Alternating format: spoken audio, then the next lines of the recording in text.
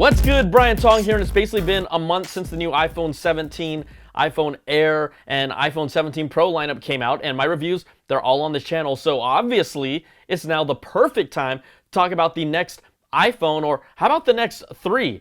That's because a new rumor report from Asia claims Apple is planning to launch 3 new iPhone designs every year for the next 3 years. The blog post on the Korean platform Naver starts off supporting many of the reports that we've heard that Apple will launch its first foldable iPhone next year in 2026. It will have a book-style design, similar to the Samsung Galaxy Z Fold, which is still my favorite pick for the best mobile device of 2025. It will use a flexible LTPO Plus OLED display with a 5.5-inch outer display that unfolds to a much larger 7.8-inch display, something closer to the size of an iPad mini. It's not expected to be as thin as the Z Fold 7. Think more like 2 iPhone Airs connected together.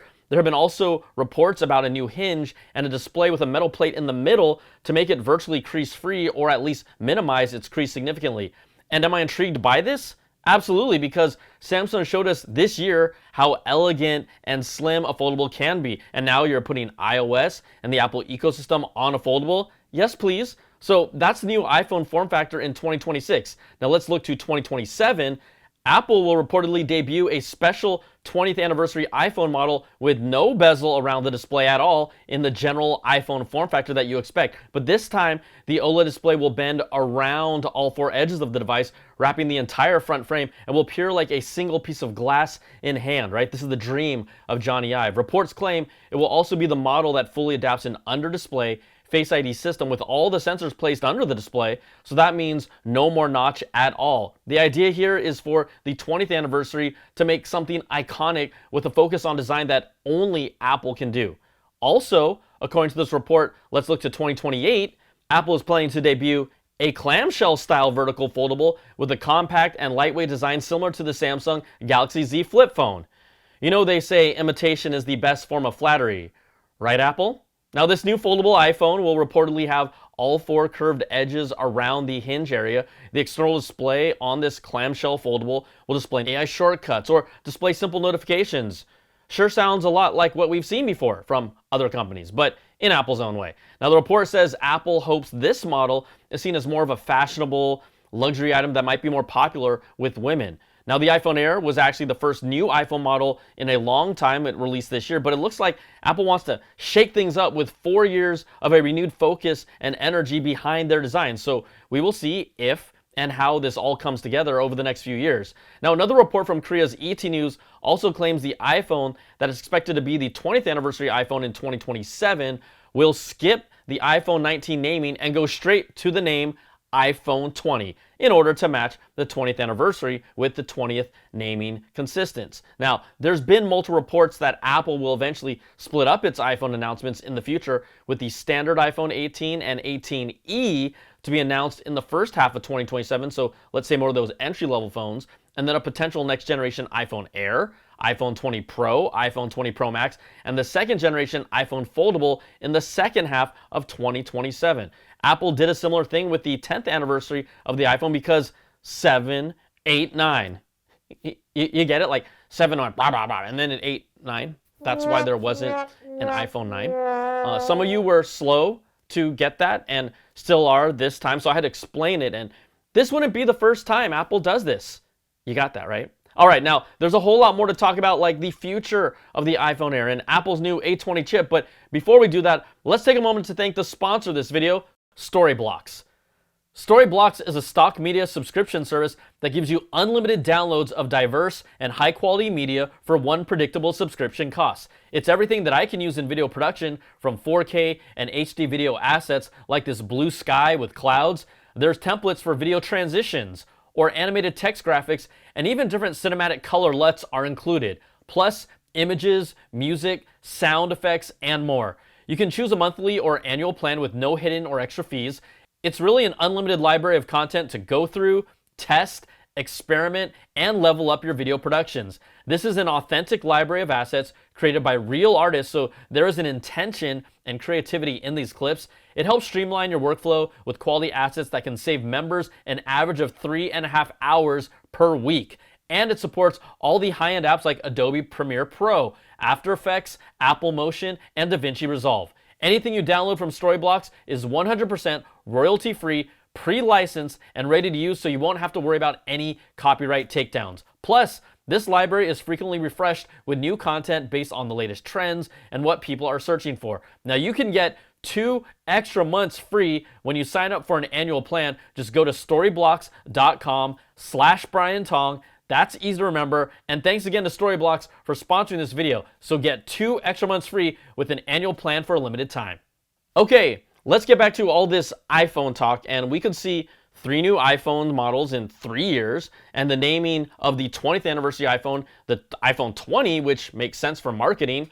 But let's stick with the number 20 here, because according to the latest rumors from China, Apple is planning both an A20 and A20 Pro chip that will be manufactured using TSMC's latest 2nm process. The standard iPhone 18 will be equipped with the A20 chip, and the iPhone 18 Pro models and the rumored Apple Foldable will come with an A20 Pro chip as well. These would be the first phones to use TSMC's new 2nm process, which means greater gains in performance and power efficiency for the new A20 and A20 Pro chips. New tech advancements are always a good thing, but according to the China Times, the new A20 chip designs could be significantly more expensive. It's likely it will be the first 2nm based chip that is widely available to the market, but it will also be more expensive because of the investments up front that the factories had to make to support this new technology process. The last 3 generation A-series chips have been based on the 3nm process, so they haven't had to do many upgrades. Just to give you an idea, a DigiTimes report said that an A18 chip cost around $45 with a total hardware bill of $416 for an iPhone that then retails for $799. So that chip makes up about 10% of the bill of materials, and then about 5 to 6% of the actual retail price we see, right? $45 for the A18 chip. Now this new A20 chip, based on the new 2nm process, is expected to carry a unit price somewhere around $280 according to the report, which is over 6 times the price of an A18 chip. Now that would be a huge jump in price, and Apple's own profit margins would take a major hit if this increase is not passed on to us, the consumers. And no, we're not going to get an iPhone with a final price close to $5,000 with that math, because that's what it would be if we used the same percentages from the A18 chip for the new A20 chip. But we've got a year for them to figure it out, and they better figure it out. Okay, according to the latest reports now, the iPhone Air may not be doing so hot when it comes to sales worldwide. It still is my main daily driver, and I love it. I mean, I've talked about it. I love this thing, but Nikkei Asia reports that there is virtually no demand for the iPhone Air, and now Apple is drastically cutting production of the iPhone Air to shift its production focus on the iPhone 17 and 17 Pro models. Now, analyst Ming-Chi Kuo says suppliers are expected to reduce their production capacity for the iPhone Air by more than 80% between now and the first quarter of 2026.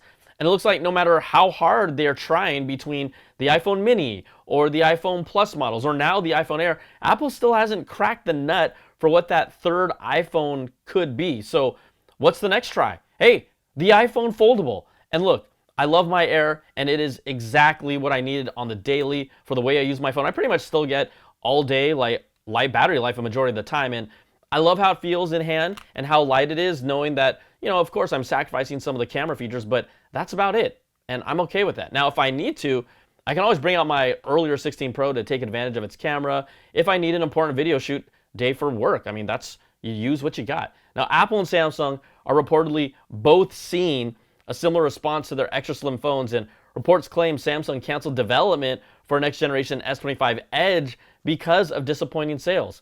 So there is no word if Apple will try to keep the iPhone Air going with new future generations, but I think that the most successful type of phone that they haven't tried is an iPhone Ultra that is a deliberately thicker design for insane battery life and make it a little more industrial and rugged in its design for people that are out on the field. Just make the longest lasting iPhone with a sturdy design that they possibly can. I mean, they could double this up if they wanted to, maybe, because what does nearly everyone just want at the end of the day? Really? More battery life. They've tried everything else, but I'm so curious how people would respond if they did that. Okay, we're still sticking with iPhones, and I haven't talked about this that much because it doesn't seem too widespread, but there has been some buzz around a few cosmic orange iPhone 17 Pros changing color over time and having discoloring issues. I keep on seeing this same single photo where it almost looks like a dark pink, and I do believe this might be happening to a very small group of users, but it's not some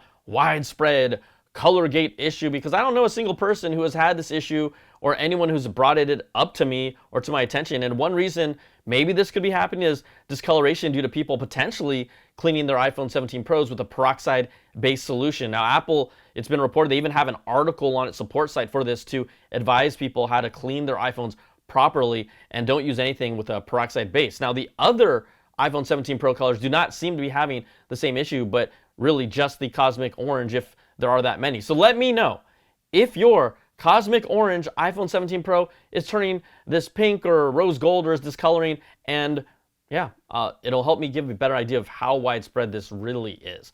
And just a quick little update, because iOS 26.1's fourth beta recently released, and it looks like Apple has been listening, because a new setting has been added that will let users customize the look of liquid glass to a more opaque tinted style that is a whole lot easier to see text and read on top of. And all you have to do is to go do that toggle between the two styles is go to your settings, then go to display and brightness, and you'll see an option right there. It's liquid glass. Once you click on that, you will jump into the screen that will let you pick between clear, which is their current glassy default, and tinted. Now, you can also find the setting in iPadOS as well in the beta, and this is exactly what I asked for even right after WWDC, so it's nice to know that they listen to us, the community. I mean, I'm not the only one who was saying it. Just give us the option, because I know exactly what setting I'm turning on for Mama Tong so she can read everything a whole lot easier. Hi, Mama.